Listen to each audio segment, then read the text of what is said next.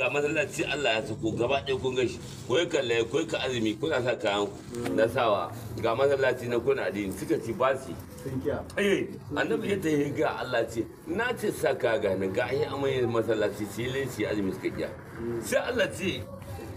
mai rubuwa ga kado nan lahara annabi ya ce annabi kai ake so a gari ce kuma nan dare ɗaya ɗare biyu da biyu Allah ya gara ke garin gaba ɗaya wannan mutanen da tsotsayi abin da tsayi da ikunan da wani duk kalafin rika yan gurba don ta kwana suna kukan ce gara ke kare kiran sallah Allah za ke gara ke gara ka sai da suke ya sun suke zuwa tana kyan da suka yi da ita da Allah ce shi addini ba sai kuma suna zuwa zir suna wuce sa ɗin ma kasara a nan kai kuma ka wuri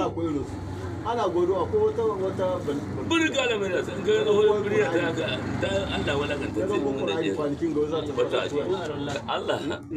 Allah ya sawaka na kace wata abin da baturiya ce kwanakin ga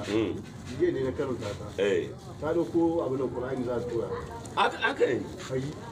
to so a garin Qur'ani ke Allah zai kawo Qur'ani yasin dalailu litahara sumal azam allu tawada tabji littahi mane yake suna buzu Allah Allah tura annabi ce wannan kayan Allah ne yace ga Qur'ani ya san da la'il da tahara su maladum ko ka addini ga masallaci ko ka addini ku sa ka mai kyau suka ce musa sa sai ka sa to mata to da ma'ana